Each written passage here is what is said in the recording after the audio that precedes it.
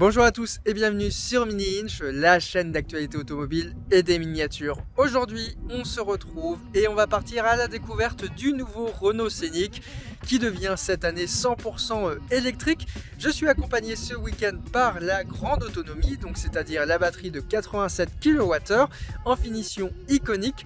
Un Renault Scénic qui a beaucoup à faire cette année puisque la concurrence arrive avec le nouveau Peugeot 3008 électrique. D'ailleurs, n'hésitez pas à aller découvrir cette vidéo sur la chaîne.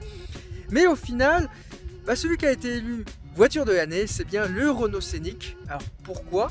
A-t-il énormément de qualité ou bien a-t-il des défauts? Je vous emmène avec moi le temps d'un week-end et on prend la direction du Cotentin. C'est parti. Le Renault Scénic passe donc en 2024 en 100% électrique.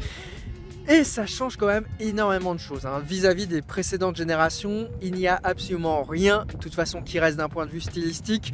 Il n'y a que le nom ici qui est réutilisé dans la gamme Renault. Idem que pour la Renault Mégane.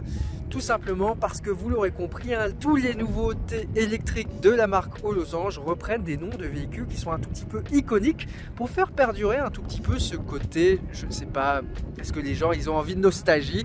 Et ben on a donc le Renault Scénic, on a donc la Mégane, on va donc avoir la Renault 4 et on a aussi la Renault 5. Chez Renault, ce Renault Scénic est donc uniquement disponible en 100% électrique. Si vous voulez quelque chose de similaire en thermique, il faut aller du côté du Renault Austral.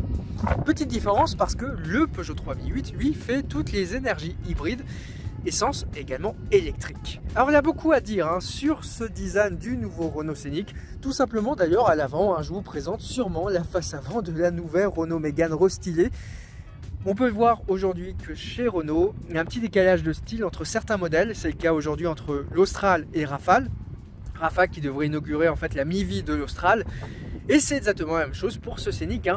Cette face avant devrait inaugurer la mi-vie de la Renault Mégane. Parce que en fait, on dirait pas, mais ce Renault Scénic reprend énormément de pièces de la Renault Mégane. C'est tout simplement en fait une grande Renault Mégane. Au niveau de la face avant, on a donc un nouveau style qui est un tout petit peu celui qu'on va retrouver aujourd'hui sur la Clio, sur Capture, etc. Avec ces nouvelles signatures lumineuses. Avant, on avait le Seashell sur la Mégane, donc qui a totalement disparu. On a donc en fait un petit optique avec un grand optique LED. On a également cette nouveauté qui est de plus en plus présente chez Renault, la calandre qui est parsemée de petits losanges avec un petit effet 3D. Bon, on a déjà vu ça, c'est Stellantis. C'est très franco-français en ce moment ce type de design, à croire qu'un fournisseur le fait, mais c'est plutôt bien réussi. Comme on peut le voir, on a vraiment des gravures qui sont très profondes sur le pare-choc. Après, on a une pièce supplémentaire ici qui est noire, et en fait le pare-choc se retrouve à travers. C'est plutôt surprenant, mais en fait la partie du dessus, elle est légèrement laquée parce qu'en fait on a une protection au-dessus, et on a effectivement le nouveau logo qui est au centre. En dessous, on a un pare-choc qui est totalement droit et après on va retrouver la calandre plutôt basse, assez classique pour tout ce qui est ventilateur de clim. Surtout cette calandre en fait est surtout possible parce qu'on est sur une motorisation qui est 100% électrique, on n'a pas besoin d'entrée d'air pour le moteur. On a toujours des petits designs qui sont présents ici avec un plastique qui n'est pas avec une petite finition, voilà, il n'est pas laqué, légèrement granulé. Comme on peut le voir ici, on a un petit dessin aussi. On a cette petite lame, cette croc, et on a un petit élément aérodynamique qui est présent juste ici. Très très discret, on ne le voit pas forcément. Alors, désolé, la voiture est un tout petit peu sale. Ici, je suis avec la finition blanche qui lui va très bien à ce Renault Scénic. Une teinte qu'on n'a pas forcément l'habitude de voir sur la Renault Mégane. Dans tous les cas, on a vraiment un beau regard, moi je trouve, sur ce Renault Scénic. Il y a un petit côté Peugeot, quand même. On va pas s'en priver. Mais c'est une voiture qui se veut, je trouve, moderne, dans l'air du temps, avec un petit design qui surprend, et puis des petits détails, comme on peut le voir. C'est quand même très réussi vis-à-vis de ce qu'on pouvait retrouver précédemment chez Renault sur le Renault Scénic. Le capot légèrement bombé, et au niveau des ailes, on est surtout attiré en fait par cette jante. Des jantes un tout petit peu typées électriques pour avoir plus d'autonomie. En fait, on a vraiment une partie qui est centrale avec des éléments qui sont rajoutés en haut et en bas et qui sont légèrement gris. C'est quand même bien dessiné. On retrouve un tout petit peu ça sur la Peugeot 408 aussi. C'est vraiment très français d'avoir des jantes aussi travaillées. Et ça fait du bien quand même d'être avec des constructeurs qui vraiment innovent au niveau des jantes. En latéral, hein, comme la Renault Mégane, on va vraiment avoir quelque chose qui est très linéaire, assez aérien. On retrouve en fait, il me semble, les mêmes rétroviseurs. On a une ligne de chrome qui fait tout le pavillon de la carrosserie. Pour terminer, juste ici, avec cet élément qui est assez imposant, strié également, très joli, hein, il prend très bien la lumière. Des barres de toit, vous l'aurez noté, avec le reflet du soleil, elles sont aussi légèrement chromées. Et en fait, on va retrouver le même plastique avec des motifs. Ça, c'est très Renault en fait, aujourd'hui, d'avoir des motifs qui sont partout sur la voiture, avec en fait une sorte de... Il n'y a pas forcément de relief, hein, c'est un tout petit peu une image qui est apposée. C'est un tout petit peu différent des différentes nervures creusées qu'on peut retrouver chez la concurrence, hein. Ça fait un tout petit peu trompe-l'œil. On a aussi la barre qui est chromée et qui rappelle en fait c'est qu'on peut retrouver à l'avant et à l'arrière. Et on peut noter au niveau du design qu'en fait sur la porte avant, le triangle remonte vers le haut, sur la porte arrière, vers le bas. Donc comme ça en fait ça permet vraiment d'avoir un bas de caisse qui est remonté, alors qu'en fait il est plutôt bas, hein, comme on peut le voir. On a vraiment l'impression en fait d'avoir un véhicule qui est SUV, parce que la ligne va se terminer ici, alors qu'on a quand même un véhicule qui est plutôt bien posé sur le sol, pour des questions évidemment d'autonomie et d'aérodynamisme. La face arrière, alors c'est un tout petit peu taillé à la serpe sur ce côté-là. Ça c'est vraiment pour les aéros, hein. Très particulier quand même d'avoir ça à l'arrière. On voit qu'on a vraiment cette nervure qui va terminer tout le profil latéral et commencer le pare-choc, qui lui est tous en sobriété, hein. Il me semble d'ailleurs que le coffre est repris de la Mégane, hein. Mais on voit déjà qu'on n'a pas les mêmes optiques. Un tout petit peu comme chez Dacia actuellement, on retrouve un côté Y. Très belle signature, vraiment rien à redire. On peut voir ici en plus qu'ils sont légèrement en LED, donc on a une actualisation qui est différente de celle de la caméra. Mais vraiment un superbe travail, différent aussi de ce qu'on peut retrouver chez la concurrence. Le logo scénique avec la caméra qui est extrêmement bien intégrée. On a une autre caméra en fait qui est présente juste ici, on ne la voit pas. Vraiment, Renault a fait du très bon travail sur l'intégration des caméras et des différents capteurs, hein, sur cette voiture. Comme on peut le voir, on va donc retrouver à nouveau ce chrome à l'arrière qu'on avait à l'avant en latéral. La partie légèrement décorée avec le plastique granuleux. Et au final, l'absence de diffuseur. On est évidemment sur une voiture électrique. Si on prend la custode, elle est bien dessinée, on a beaucoup de visibilité. On verra également qu'on a une caméra, ce qui est plutôt bien. On a également un petit spoiler pour l'aéro. Pareil, hein. Ça paraît pas grand chose, mais sur une autonomie de voiture électrique, ça permet de gagner de nombreux kilomètres, hein. Quasiment 10. On a d'ailleurs le petit badge, hein, e-tech 100% électrique, parce que effectivement, hein, vous l'aurez noté, on avait la trappe qui était présente uniquement à l'avant. Vraiment, ce Renault Scénic, je le trouve beaucoup, vraiment beaucoup, dans l'air du temps. Il est moderne, il est plutôt réussi, hein. Vraiment, moi j'aime beaucoup ce style extérieur. On avait pu découvrir sur la chaîne un Peugeot 3008 qui était très imposant, très massif. C'est un tout petit peu le contraire de ce Renault Scénic qui soit un tout petit peu plus dans la masse, hein. On a quand même beaucoup de plastique en partie basse, hein, qui tente néanmoins de surélever ce Renault Scénic pour faire croire que c'est un SUV alors que ça n'en est pas forcément un. En fait, on a vraiment sur ce Renault Scénic une interprétation de 2024 d'une berline version break, tout simplement la Mégane break, la grande Mégane. On va quand même voir et on va découvrir l'intérieur parce qu'il y a pas mal de choses à vous dire également. On a beaucoup de place, ce qui est très positif. Et d'ailleurs, avant de terminer, hein, sur l'extérieur, je voulais juste vous montrer également la trappe à énergie. Alors, on va pas forcément beaucoup l'utiliser, hein, sur les longs trajets parce que il va très loin. Chez Renault Scénic, c'est plutôt positif pour un électrique. Voilà, donc ici, on a le T2, le CCS, c'est habituel chez Renault. On l'aura noté, hein, trappe à l'avant. C'est un choix qui reste chez Renault, donc qui est plutôt pratique, hein. On va pas se mentir. Bon, après, c'est vrai que certains modèles haut de gamme ont même des deux côtés, c'est encore plus pratique. Voilà, perso, moi j'adore ce petit look. Il est vraiment, vraiment très réussi ce Renault Scénic d'un point de vue extérieur.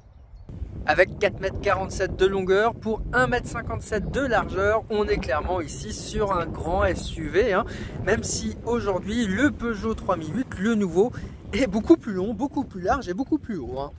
On rappelle que le nouveau Peugeot 3008, c'est 4,54 hein, quasiment. En fait, ici, on est tout simplement sur les dimensions de l'ancien Peugeot 3008. Vous l'aurez compris, un petit SUV qui a vraiment eu énormément de ventes en France avec des bonnes dimensions. L'intérieur de ce Renault Scénic. Alors, on va profiter de la vue sur mer dans le Cotentin pour découvrir cet intérieur. Or, pour ne pas trop vous spoiler, hein, on est quand même ici dans un intérieur de Mégane. Tout simplement, tout y est. On va déjà retrouver le système Airlink qui est ici. On rappelle que ce système, c'est clairement l'un des meilleurs hein, pour moi sur le marché. Tout simplement parce qu'il y a une superbe tablette avec Google Maps. C'est tout simplement génial. Hein, parce que par exemple, si on veut aller au Cap de la Hague, qui est juste à côté, voilà, on est à 8 km, il nous faut 15 minutes, on sera à 73% à l'arrivée. On peut trouver des bornes de recharge, c'est simple, tout le monde sait l'utiliser, il n'y a rien de mieux, ça sert à rien d'avoir autre chose hein, aujourd'hui dans la voiture vis-à-vis de Google Maps. Au niveau du volant, on va retrouver toutes les caractéristiques de chez Renault habituelles. Hein. À gauche, tout ce qui est gestion des ADAS, des aides à conduite. À droite, tout ce qui est infodivertissement. Le multisens qui permet de passer en mode éco, sport ou personnel. Et on a quand même des nouveaux affichages qui sont présents juste ici. Ils diffèrent un tout petit peu de la Mégane. Hein. Comme on peut le voir, on a des couleurs qui sont beaucoup plus vertes. Alors ça, c'est parce qu'on est en éco. Hein. Mais voilà, on a quand même des affichages qui sont un peu plus modernes. On a la disparition des compteurs. Bon. Là, il faut vraiment aimer les parallélépipèdes. Hein. Donc ça, c'était le premier. On a aussi la vue Maps. Alors qu'avant, on pouvait avoir toute la vue sur la Mégane. Alors, je pense qu'on peut quand même personnaliser tout ça. Et je remets la vue que j'avais. Ouais, celle-ci avec les ADAS. On peut naviguer dans les menus à droite. Ah oui, ça c'est quelque chose, je trouve ça génial. C'était pas dans la Mégane. Comme vous pouvez le voir, ça c'est ici un tout petit peu l'autonomie de la voiture. Donc là, je suis à 447 estimé. Par contre, on peut voir que si on fait beaucoup de villes, on peut faire 470. Si on fait que de l'autoroute, on a 255. Merci à Renault d'enfin vulgariser un tout petit peu l'autonomie à venir pour la voiture. Alors comme on peut le voir, hein, depuis que j'ai la voiture, je suis à 16,2, il consomme plus que 3 minutes par contre, malgré qu'il soit beaucoup plus petit. Mais bon, on a une batterie de 87, donc vous l'aurez compris, ça va loin, hein, parce que là, je suis à 75%, ça va quand même plutôt bien. On est à 447 estimé. Alors en réel, je pense, sur un long trajet, en famille avec la clim, on est sur du 510, ce qui est relativement bien. Ah oui, également, comme c'est la Mégane, mais ça sera aussi le cas sur la Renault 5, vous l'aurez compris, il n'y a pas de levier de vitesse, juste ici. Le commodo de sélection est présent juste là. On met le pied sur le frein, là je suis en marche avant, marche arrière, et le parking, qui est juste en fait au bout avec un appui. On a également un bouton qui est présent ici, pour la sécurité. On a également divers boutons là pour ouvrir le coffre, bien vérifier que 360 est activé. Et aussi pour l'auto-hold, si on veut le supprimer. Donc en termes de tablette, on a quand même quelque chose qui est dans l'air du temps. Bon, des fois, voilà. On est quand même sur des exemplaires de pré-série. Ne demandons pas trop. My Driving, ça va tout simplement noter. On va retrouver par exemple la consommation du trajet. On va aussi pouvoir avoir évidemment une vue de l'électrique avec des programmes, des réglages. On peut même changer le son. Donc voilà, là je suis avec le son, c'est-à-dire la sirène en dessous de 30 km/h de Jean-Michel Jarre. Il faut savoir que toutes les voitures électriques aujourd'hui, c'est une norme. Sous 30 km/h, elle doit faire un petit son. On a évidemment des massages à l'avant, accès, des aides à la conduite. Alors en fait, c'est ça pour moi la grande différence vis-à-vis de la Mégane. On avait un menu qui était très classique. On retrouve un tout petit peu côté pop que veut Renault sur sa Renault 5. Avec des couleurs un peu néon. C'est vraiment étonnant, personne ne fait ça. Et je trouve que ça passe super bien en fait. C'est très agréable, ça met de la couleur et surtout ça met quand même de la bonne humeur. Hein. Voilà. Là c'est pour se garer, parking main libre.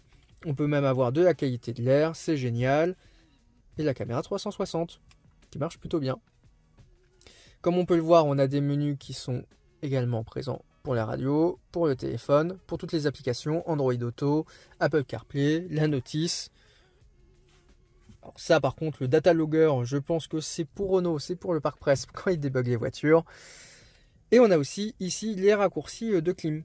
La barre classique de chez Renault. Chargeur à induction. Juste en dessous, pareil que dans la Mégane en fait, on a deux petits supports ici qui peuvent s'adapter. Vous voyez, je peux mettre ma bouteille, positif. Et si je veux pas qu'elle bouge, je peux mettre une barrière. Et je peux ranger, imaginons, un portefeuille. Ça, c'est vraiment très bien pensé. Personnellement, moi, j'adore. Porte-gobelet ici. On a également un repose-téléphone qui est présent là, qui est très pratique. Un accoudoir qui s'avance et qui recule. Hop, qui est également ouvrant. Bon, qui n'est pas très grand. On va pouvoir mettre ses clés à l'intérieur. Ici sur ma finition iconique sur ce Renault Scénic, je suis avec un siège à l'arrière, on a du cuir, on a du tissu en face avant, siège avec des motifs, on va retrouver des losanges un tout petit peu disséminés ici et là, et qu'on retrouve également sur la banquette arrière. Il va falloir que je vous montre ça parce que vous pouvez voir la taille du siège central, c'est tout simplement parce qu'il y a quelque chose qui est caché. Vous êtes sûrement en train de me dire, mais il y a beaucoup de lumière dans ce Renault Scénic. Et oui, ça c'est une vraie nouveauté. Ici c'est le fameux Solar Bay, innovation de Renault qu'on va retrouver quasiment sur toute la gamme puisqu'il arrive aussi sur Rafale. En fait, c'est pas un toit panoramique, c'est pas un toit ouvrant, c'est un Solar Bay parce que... Alors là je crois qu'il n'est pas activé si je dis pas de bêtises. Si. Voilà. Donc là il était sans opacité. Et donc là en fait, je lui ai demandé d'être opaque. Parce que comme vous pouvez le voir, il n'y a pas de possibilité d'avoir un rideau sur ce toit. C'est la grande innovation de Renault. En fait, ça permet vraiment d'avoir un toit qui est affleurant. On peut voir qu'il n'y a vraiment aucun rail, aucune perte. Et c'est assez fou parce qu'en fait, on a vraiment l'impression que le plafond, c'est le ciel. Très bien réussi. On peut voir là, on est quand même sur une journée avec un grand soleil, sur forte chaleur. C'est bien opaque, ça marche plutôt bien. Et vous l'avez noté également que quand on était en extérieur, on ne voyait pas forcément la présence de ce toit. Donc, voilà. Donc là, je vais changer l'opacité. Comme on peut le voir, ça fonctionne avec bande. Très très surprenant, moi j'adore. D'ailleurs, en fait, on peut également voir qu'on n'a pas un skate de toit qui est noir. Légèrement couleur jean, aussi un tout petit peu moderne. Tout comme dans la Mégane, petit gadget. Je sais pas, mais ici on a donc un rétroviseur. On fait ça, on obtient donc une caméra. Et c'était la caméra en fait qui était tout simplement cachée dans la lunette arrière. Vous l'avez vu tout à l'heure. Boîte à gants également, qui est présent juste ici. Et en fait, moi j'adore cet intérieur qui je trouve est assez bien pensé. C'est tout simplement le même que dans la Renault Mégane. On a un beau dessin au niveau des portières qui est plutôt droit, sachant de la concurrence qui fait des dessins alambiqués. À l'intérieur qui est blanc, c'est quand même très agréable. Et en fait, on a aussi ce plastique qui rappelle un peu côté néon, boule à facettes et qui va faire tout le tour de la planche de bord. C'est un peu classique en fait, mais c'est vraiment bien parce qu'on a donc un plastique qui fait tout le tour, on a les sons Harman Kardon qui sont présents juste là, un plastique qui est très homogène. En fait, on a vraiment une belle homogénéité sur cette planche de bord. Je pense que le pire que j'ai eu en essai, un jour il va falloir que je vous sorte la vidéo, c'était Jaguar I-Pace où il y avait 4 plastiques différents sur la console centrale. Voilà, là c'était beaucoup trop. Ici on a quelque chose qui est bien incrusté. Et d'ailleurs de nuit, vous pouvez le voir, ici et aussi à l'arrière, on a la possibilité d'avoir des petites lumières plutôt classiques aujourd'hui dans le monde automobile. Bon je vais vous emmener à l'arrière je pense. Et dans tout cas, on peut profiter de ce petit coucher de soleil plutôt réussi. Ça fait plaisir en jour d'avoir ça. Alors, à l'arrière. Déjà, on est dans une voiture électrique. Point positif, comme on peut voir, on n'a pas de pont. Ça, c'est quelque chose qui est tout simplement génial. Petit reproche, c'est que le sol est plutôt haut. Parce que là, je suis assis, comme on peut le voir. Voilà, et donc mes cuisses ne touchent pas forcément le siège. Je suis pas très grand non plus. Donc c'est vraiment destiné aux enfants. Forcément, on a le pack batterie qui est en dessous. Et comme vous avez pu le voir, ce Renault Scénic n'est pas non plus un gros SUV. Alors, déjà, on profite vraiment du toit qui est en Solar B. Et donc ici on a donc un énorme accoudoir. Forcément on est dans un véhicule qui se veut familial. Alors comme on peut le voir, hein, on n'a donc pas de trappe à ski ici, tout est fermé. On a donc un rangement, des USB-C qui sont présents juste là. Et cette sorte de petite innovation, alors qui va beaucoup amuser les enfants. On est tout simplement en fait sur un porte-gobelet ici et on peut glisser sa tablette là où son portable. L'orienter. On peut également l'utiliser avec l'accoudoir, l'utiliser sans l'accoudoir et le ranger. Bon, petit élément assez marrant, hein, et vous l'aurez bien compris, hein, cette 5e place est assez anecdotique. À se demander même pourquoi il y a une ceinture qui existe, hein, c'est vraiment, je pense, pour l'homologation, parce qu'on va pas mettre des grands enfants à l'arrière. Et dans tous les cas, on a quand même beaucoup d'espace aux jambes. Là, moi, j'ai l'habitude de conduire assez reculé, il n'y a pas de souci. En fait, vraiment, le vrai souci qu'on peut retrouver à l'arrière, c'est ce côté plancher qui est assez haut, malgré qu'il soit plat, et qui peut un tout petit peu gêner. On a également des USB-C qui sont présents juste là, et un bloc clim. Petite sacoche, également à l'arrière du siège. Ah oui, ça aussi, j'avais vu. Donc, vous avez un premier rangement qui est présent en partie basse, et vous avez des rangements qui sont présents aussi en partie haut. Ça, c'est parfait pour les enfants, pour ranger, je sais pas, des téléphones, des jeux, des crayons, tout ce que vous voulez, des cartes.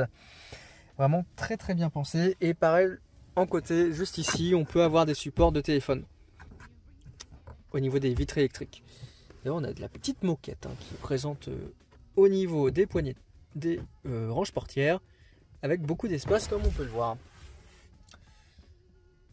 Donc vraiment la banquette arrière c'est validé. Pour les enfants, il y a vraiment énormément de côté pratique. Et voilà, cet intérieur quand même de Renault Scénic, je le trouve extrêmement réussi. C'était un des défauts hein, du Peugeot 3008 pour moi, c'était ce côté un tout petit peu trop high-tech en fait sur l'affichage. On va dire, on avait vraiment l'écran qui était dans le volant. Là, on a quelque chose qui est beaucoup plus aérien, facile à vivre. Et d'ailleurs, je vais vous montrer le coffre, hein, parce qu'on a quand même 545 litres. Coffre évidemment électrique.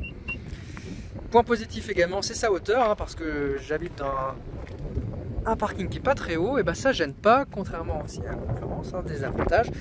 Donc quand même, on a un grand coffre. Hein. Ici, 545 litres. Bon, c'est pas non plus extraordinaire, c'est pas le best in class dans la catégorie, mais on a quelque chose qui est profond. Et surtout, vous pouvez ranger les câbles juste en dessous. Donc ouais, ça peut être encore un espace supplémentaire si vraiment là, besoin de départ en vacances. Ce qu'il faut quand même retenir, c'est qu'on a un véhicule qui est quand même plutôt compact hein, vis-à-vis des SUV qui te prennent de plus en plus de longueur. On peut voir exemple avec le 3008 hein, et qu'on a quand même beaucoup de place à l'intérieur. Bon, moi je vais essayer de profiter de ce petit coucher de soleil pour continuer un tout petit peu l'essai de ce Renault Scénic. Et puis on va passer maintenant à l'essai routier.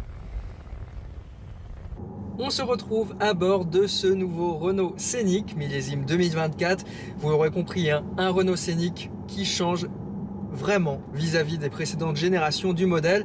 On est vraiment sur une génération qui se veut disruptive ici, parce qu'elle est tout simplement 100% électrique. Hein. L'équivalent thermique, c'est l'Austral, Rafale, également Espace. Vous l'aurez donc compris, on est sur un modèle qui est donc 100% électrique, disponible avec deux motorisations. La motorisation d'entrée de gamme qui commence à partir de 39 000 € et de 180 chevaux, 187 exactement. Et on est ici avec la motorisation la plus performante, 220 chevaux, qui est associée à une batterie grande autonomie de 87 kWh. C'est la première fois chez Renault qu'on retrouve une batterie aussi grande. Alors forcément, Renault est obligé de s'adapter un tout petit peu à la concurrence, hein, puisque aujourd'hui les batteries sont de plus en plus importantes sur le marché. Et donc 87 kWh, c'était quasiment obligé pour annoncer 600 km d'autonomie. On est sur une version d'essai de notre côté affichée à 49 000 € avec bonus de 4 000 €, donc on est sous la barre des 50 000 €. Et bien au final, ça les vaut quand même. Hein. On est sur un modèle typé familial, 4 vraies places, vraiment confortable, qui permet 500 km réels, ça on l'a bien testé, facile au quotidien, bien mieux que certains concurrents thermiques qui sont affichés à plus de 50 000 €, je pense à certains Alfa Romeo ou même certains Honda par exemple, pour ne citer que. Vraiment une très belle proposition de la part de Renault, et en plus on a une consommation qui n'est pas non plus si déconcertante, on va dire. On plafonne autour de 16, ce qui est relativement bien. En termes de confort de conduite, pour moi on est vraiment au niveau. J'avais vraiment apprécié la Renault Mégane. C'est vrai qu'on était descendu avec pour faire le Monte Carlo, quasiment 4000 km à l'époque. On avait aussi eu la voiture sur la chaîne pour faire une vidéo, on avait parcouru 2000 km. En fait, rouler avec ce Scénic, c'est encore plus simple. Il reprend énormément de choses de la Renault Mégane. Déjà avec tout son poste de pilotage. On a également certaines petites options qui sont reprises de la Mégane. Il y a des petits changements techniques. Par exemple, je m'en souviens sur la Renault Mégane, par exemple, la régénération activée de la pédale de frein. C'était assez étonnant comme sensation. Alors que là c'est fini, la pédale de frein ne bouge plus, une innovation donc qui a été supprimée sur ce modèle. Au final, ça pouvait créer un petit bruit sur la Renault Mégane qu'on ne retrouve pas sur ce Renault Scénic. Dans tous les cas, 220 chevaux, c'est quand même largement suffisant pour ce type de modèle. On a quand même un très bon confort acoustique, on a une très bonne filtration. On est vraiment concurrent en fait avec le 3 minutes, d'ailleurs qu'on avait pu tester sur la chaîne dernièrement. Le côté esthétique, c'est vraiment ça, je pense, qui va faire craquer un tout petit peu les potentiels acheteurs. On a aussi une position de conduite qui est beaucoup plus agréable que le Peugeot 3008 à mon sens, puisque je rappelle, j'ai pris Peugeot 3008 pour aller au bureau, 20 km à peu près, j'étais quasiment malade avec l'écran qui est tellement original.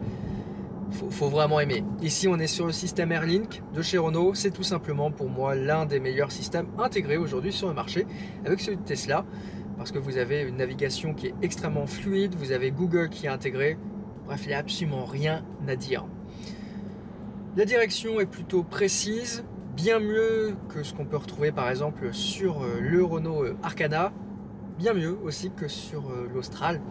Et en termes de volume intérieur, personnellement, moi je préfère énormément le Scénic à l'Austral. Je trouve que c'est beaucoup plus aérien, beaucoup plus aéré, beaucoup plus moderne. En vrai, le Scénic, c'est vraiment la voiture qui fait 2024 chez Renault. Et je pense que c'est peut-être pour ça au final qu'elle a été élue Car of the Year cette année. Pour démarrer, rien de plus simple, il suffit d'enclencher la vitesse avec le positionnement très particulier de ce Renault Scénic qu'on retrouve également sur la Mégane, qu'on retrouvera également sur la 5 et sur la 4, de levier de vitesse qui est donc au volant, un tout petit peu à l'américaine. Ici, je suis en mode éco. On a 3 modes qui sont disponibles, le sport, le perso, le confort, ça en fait 4, dont un qui est programmable. On peut voir qu'on a quand même une bonne vitesse d'accélération sur voie d'insèrement. Alors c'est pas foudre de guerre non plus, mais ça reste très bon on va dire pour une voiture électrique. On a quand même beaucoup de puissance, c'est d'ailleurs assez étonnant d'avoir ce gabarit et d'avoir une voiture qui est parfois très paisible à conduire, parfois un peu sportive. En termes d'ADAS, alors, on peut les sélectionner ici avec le mode. On a évidemment un régulateur adaptatif de vitesse. On peut le positionner à 110, comme ici. On a donc la norme GSR2 qui indique la vitesse maximale, avec également ici la vitesse vis-à-vis de ce maximal. Très bien, pour éviter de se faire avoir sur la route.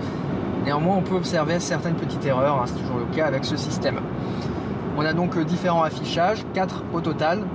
On peut jouer, en fait, on va toujours avoir quelque chose qui est central. Ici, par exemple, les ADAS. On peut aussi avoir le compteur.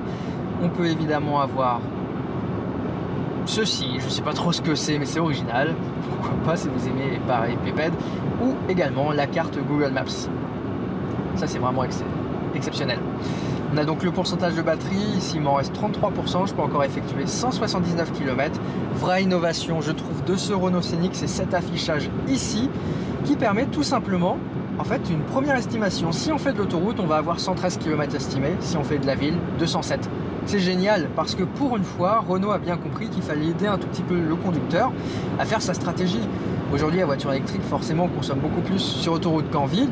En ville, c'est ultra efficient. Et pour le moment, il y a des marques, en fait, elles mettent un chiffre un tout petit peu aléatoire. Et puis c'est au conducteur d'essayer de se faire ses propres stratégies. Alors, on n'est pas aux 24 heures du Mans, donc c'est très bien d'avoir ce type d'affichage.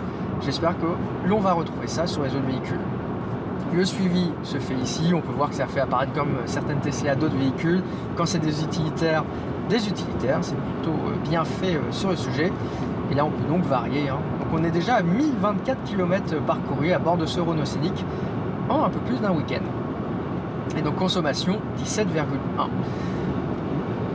Oui, l'écran, c'est vraiment ça que je voulais vous montrer. Comme on peut le voir même au volant, avoir Google Maps, c'est tout simplement génial. Je peux trouver, tiens, ici, il y a une borne de recharge.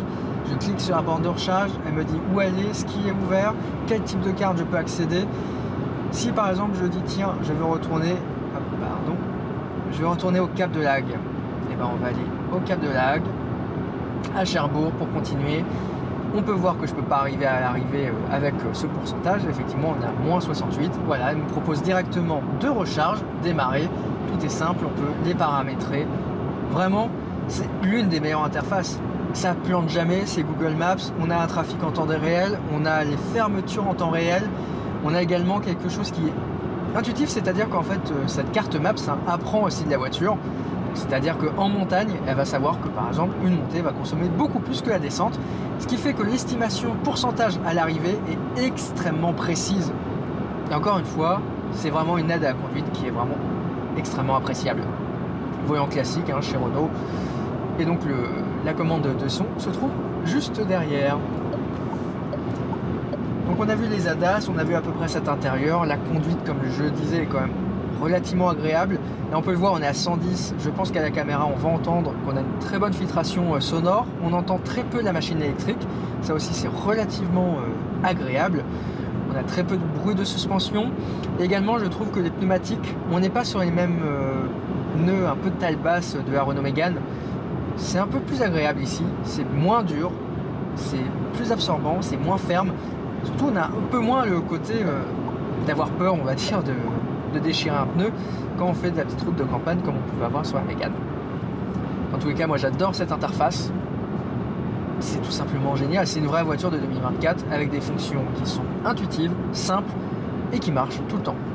On va maintenant parler recharge et surtout recharge en temps masqué parce que par exemple ici je fais une petite halte à Cherbourg pour aller dans un magasin de jouets.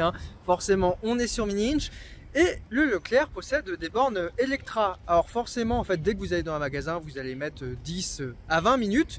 Donc au final, la petite astuce, c'est comme ce que je viens de faire ici, c'est de brancher le Scénic. Et normalement, on récupère quasiment 100% d'autonomie. Durant la petite pause, justement, on va se rapprocher de la borne. Hop, par ici, j'ai le sens. Et voilà, on va donc avoir le temps. Donc voilà, ça fait donc 17 minutes que le magasin est juste là-bas sur le parking.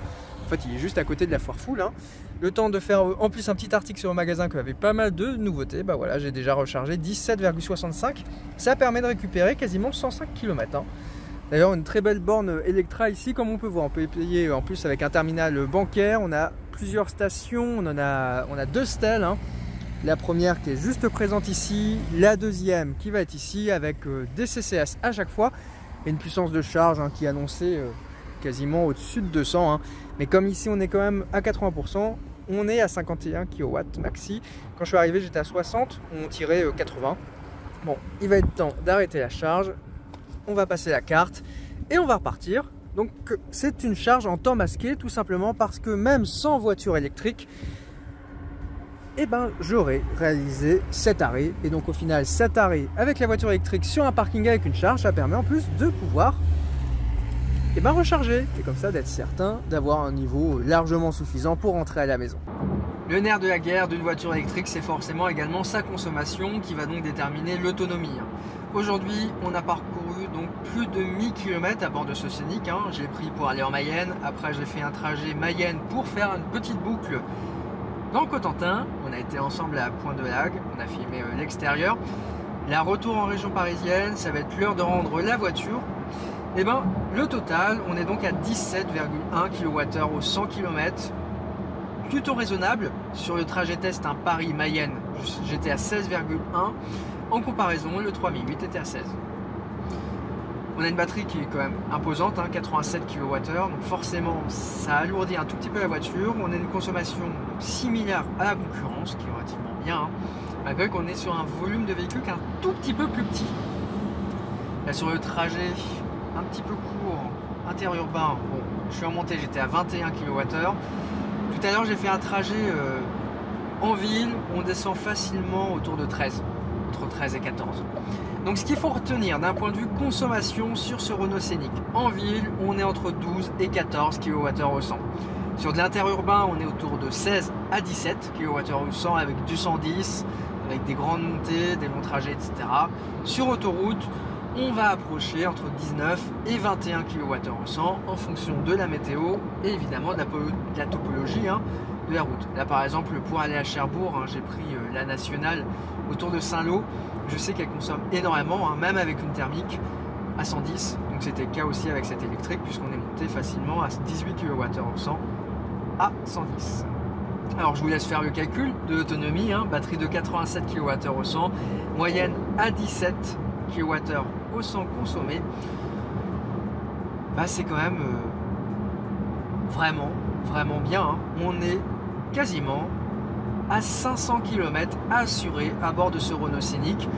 Bon, en ville, on peut forcément atteindre les 600 km escomptés, mais on reste quand même sur un véhicule qui est relativement simple. Même sur autoroute, on doit facilement pouvoir faire plus de 350, voire quasiment 400 km d'affilée. Ça fait quand même des bonnes heures de conduite et ça nécessite forcément une petite pause.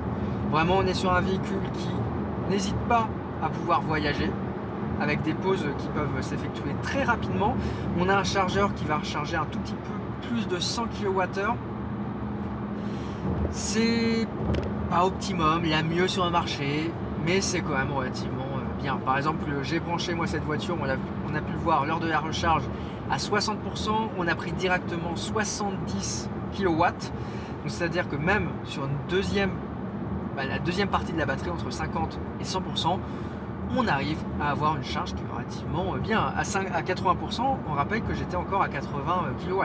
Il y a des voitures, elles chutent vraiment à 7 ou 11. En termes d'options, cette voiture propose également un chargeur bidirectionnel AC 22 kW. Alors, je ne sais pas forcément si c'est une très bonne option, c'est 2000 €. Aujourd'hui, en fait, ça permet de se connecter aux bornes AC. La plupart du temps, c'est des bornes 22, mais en fait, qui fonctionnent à 2 x 11. Donc, c'est difficilement exploitable. En fait, la plupart du temps, on recharge soit chez nous, soit sur une wallbox autour de 7. Toute la concurrence aujourd'hui s'est mise sur des chargeurs entre 7 et 11.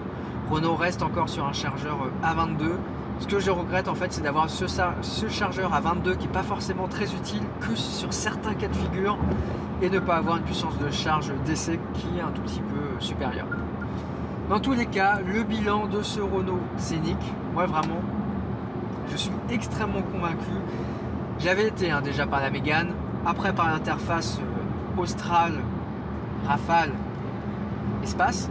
Là c'est encore le cas, le Airlink c'est tout simplement superbe. L'autonomie de ce Scénic, pour moi ça fait le job. Le style, j'aime beaucoup. Et une voiture qui a un tarif qui est quand même bien mieux que celui de la Renault Mégane. On est affiché à 50 000 € pour la version la plus haut de gamme du catalogue. Avec bonus, donc ça fait 55 000 hors bonus. Vis-à-vis de la concurrence, on est au même prix quasiment que certaines essences ou que certaines hybrides des essences qui, elles aussi, proposent une autonomie essence de 500 km où il faut passer à la pompe. Sur 1000 km, ça sera la phrase du bilan, pour ceux qui ont un tout petit peu peur de l'électrique. Je n'ai donc pas perdu de temps à recharger parce que tout simplement, je me suis arrêté à une borne lors d'un arrêt dans un magasin. 15 minutes de charge qui était en charge masquée. Le reste du temps, j'ai toujours rechargé à domicile. Donc comme vous pouvez le voir, l'électrique reste au quotidien extrêmement simple à utiliser, surtout avec une voiture qui a une technologie de 2024. Et en fait, au final, quand on voit le comportement châssis, quand on voit ce qui est proposé à l'intérieur, l'habitabilité, quand on voit ce style, quand on voit également l'autonomie et la consommation, on comprend pourquoi ce Renault Scénic a été élu voiture de l'année. Personnellement, après avoir testé 3008, bientôt on va avoir aussi la i5 sur la chaîne, et on comprend quand même pourquoi ce Renault Scénic est donc Car of the Year 2024. C'est donc la fin de cette vidéo, j'espère que vous avez apprécié cette découverte du nouveau Renault Scénic 100% électrique 2024. On se quitte d'ailleurs sur un superbe coucher de soleil sur le Cotentin. Dans tous les cas, abonnez-vous à la chaîne Mini Inch pour ne rien louper de l'actualité automobile et des miniatures. Allez consulter le blog et évidemment à me suivre sur l'intégralité de mes réseaux sociaux. On se retrouve sur YouTube mercredi prochain à 17 h. Allez, ciao!